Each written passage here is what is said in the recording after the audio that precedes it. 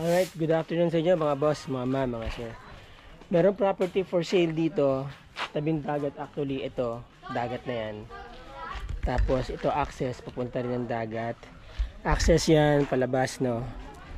Ito yung right of way niya. Itong may gate na to. Yung binibentang property banda doon. In the meantime, dito muna ang pasok.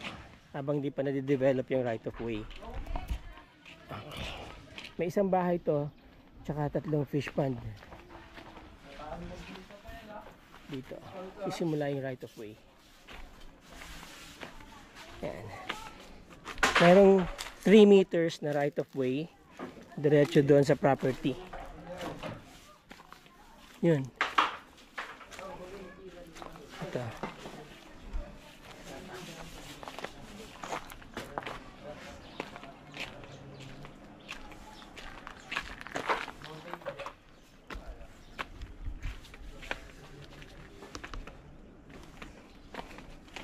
Medyo makikipot na rito. Pero kung sa kanya tong right of way, no, pwede siyang maglagay ng pinaka garahe niya doon. Tapos dito palagyan na lang niya siguro ng bakod. Papunta dyan, dito. Tapos another gate dito, ano. Total siya lang naman na may access papunta dito. Sa likod, yan. Ito yung bahay. Now, I'm not sure kung kasama itong harap na to sa property ko hanggang saan. Tanong natin. Okay, yan. Ito, pwede na rin pabakuran to. No? Pwedeng magkaroon ng privacy dito sa mga kapitbahay. Especially, syempre, kung hindi naman taga dito yung makakabili. Ma'am, sir, hanggang saan dito yung ano, yung property? Hanggang saan? Dito po. Yan po, sir. Doon pa po. Apo, pwede po pang malaman? Yan po ang pagitan. Yan sa likod pa. Ito kasama pa po ito sa property. Opo, kasama pa po. Yung CR, Kasama po po yan sa Opo. property. Hanggang dyan Doon po, yan sa bakod na yan. yung bakod na yun, yung may gumagapang, Opo. papunta doon. Diretso na po yan hanggang doon sa palisdaan. Hanggang diretso pong pa ganon? Okay. Alright, sige. Yun. Ito si Ma'am Emily, no? Kung saan pumapasok to eh. O, tignan mo. Dito na naman siya. At itong bahay, pwede pa naman siya renovate. Oo. Ano lang to, konting Develop pa lang. ayos-ayos lang. Ito yung bahay. Old naman na siya, kaya matitirahan pa. Pero maluwag, no? Maluwag yung bahay, Maglalagay na lang ng kisame. Dalawang kwarto, isang CR. Asan na yung mga may-ari nito nakatira dito, ma'am? Kayo dati? Ayan.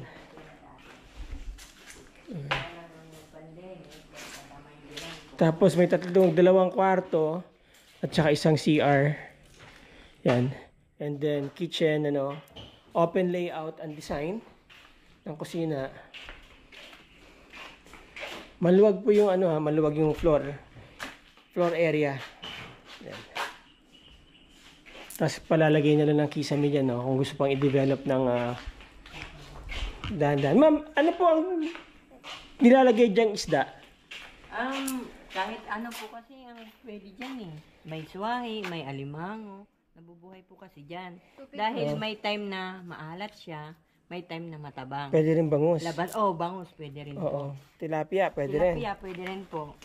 Okay.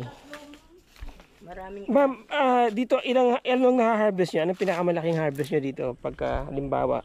Pinaparent daw pa lang. Pinaparent nyo ito? dati may nag-rent po. Oo. Ano pong kanilang nilalagay? Ano po, naglagay sila ng swahi. Swahe. Oo. Yun po yung pabuhay nila. Pero hindi nila ginamit yung dulo. Lang yung Ito, ang pinakadaan nito, ma'am, Yan po, yung sinabi kong bakod. papunta doon. Diretso na po yun. May daanan dito. Opo. Hindi lang Ito, may daanan din dito. May daanan din po yan. Oo. para mapunta yung tatlo. Para mapuntahan mo yan tatlong. Oh, okay. So, kailangan lang talaga itong Kailangan pakita mo na lang sa Oo. Papakita ko na lang sa drone, mga boss, mga ma'am, mga sir. Yan. Ito, may daan naman. Visible naman. Ayan, Meron naman siyang meron naman siyang daan. Ayan. Dire-diretso lang doon. Hindi kasi ako nakasapatos eh. Ayan. Nakachinelas lang tayo ngayon mga bro. Oo. Ayan. Papunta doon ano. So brackish po ang tubig dito. Meaning ay mix ng tabang at saka ng alat. Malapit sa dagat to. Silipin natin sa drone shots. Oh, Ma'am Emily, say hi sa ating mga ano, mga buyers. Ayan oh. Bili na Ayan. po kayo ng lahat. Marami na ang listings kami ni Ma'am Emily dito, no? Yes po. Oo, panoorin niyo lang. Abot Tapos, pa po kami Pangasinan. oo. Soon. Kailan ba tayo pumunta ng Pangasinan? Baka sa Saturday, sir. Saturday. Ayun, o di ba? Abot na kami Pangasinan, wala na kami mabenta rito sa Zambales. Inubos na. Okay. Doon ka na mag-ano drone O, doon na ako mag-drone sa labas. Alright. Okay.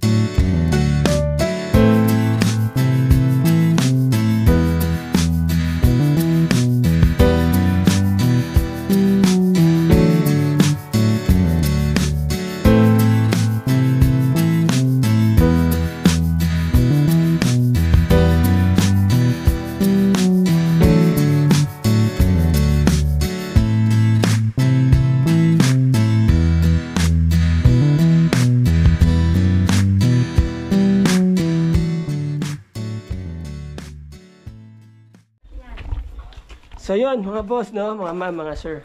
Ayan. Okay naman ang bahay, yun, yung structure niya maganda.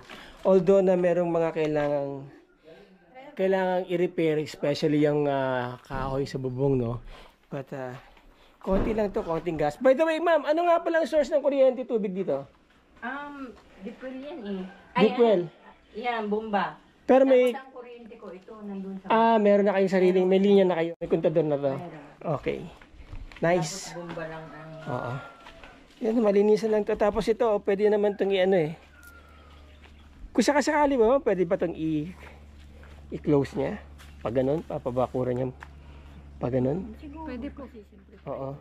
Para privacy niya. Para doon na lang yung catch. Para yung car niya dun lang. Di ba? Kasi, kung may bibili man nito, syempre. Ito ba magkakamag-anak? O mga kaibigan, syempre, lalo na kapag bago pa lang, di ba? At least meron siyang option. Namin yan. Siya yung nagbigay talaga ng wood sa akin. Alright. Recap po tayo mga boss, mga sir, tungkol sa property na to, no? Yung nakita nyo dyan sa drone, ang total size ng property ay, mabuti pa tanungin na lang natin si Ma'am Emeline. Ito si Ma'am Emeline. Ma'am, paki-recap nga sa kanila yung size ng property tsaka magkano binibenta. Para ikaw ang mabash, hindi ako. 5,500 po yung property. 5,500 square meters yung property. Pagkatapos, 8 million po ang selling price po ng may-ari. 8 million ang selling price. Kumusta naman ang documents? Clean title. Clean title yan. Dalawang Ready for title. transfer. Yes. Alright, so yun. Gaano kalayo to sa Manila? Ano, 4 hours. 4 hours. Tapos, walking to the beach. walking distance dyan sa beach, ano? Dyan na sa harap. Walking to the beach. Tapos, gaano kalayo sa bayan? Mga Ano ilang? lang, 4 to 5 minutes. 4 to 5 minutes drive. Ang reason po ng owner, kaya po, tinulungan lang po namin siyang may benta yung property. Kasi matanda na. Kaya po namin binibenta. Sana okay. maintindihan niyo po. Hindi. Thank you. Okay. Alright. Anyway, tsaka itong property po ay pwede mag-generate yan ng significant income dahil fish pond po yan. Pwede kayo mag-alaga ng swahi dyan, hipon, hipon nga yung swahi, tilapia, bangus, anything na mabubuhay sa brackish water. So, alright, there you go mga boss, mga ma'am, mga sir. Again, maraming salamat po sa oras ninyo. At kung interesado po kayo sa property, pwede naman po natin tawaran yan, kausapin yung may-ari, ano. Nandyan na po ang aking contact numbers. Ang aking contact details sa description. Message nyo lang po ako, text nyo ako, tawagan nyo ako. Within 24 hours, kung hindi ko kayo masagot kaagad, I'll get back to you. Maraming salamat po. Till the next video. Ciao!